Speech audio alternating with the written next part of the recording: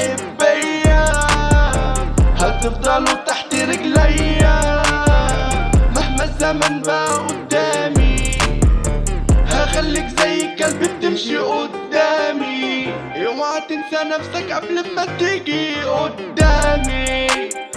الفرق بيني وبينك واضح، انت اول وانا كلامي واضح. انا واخد تصريح في قسم التشريح، تيجي تقف قصادي تلقح هخلي دمك يسيح. ما تنساش نفسك انت قدام ابو التماسيح، اللي في الاجرام واخد شهادة مكتوب فيها تصريح. وانا لو قابلت واحد فيكو هركبه المراجيح. لك لوكو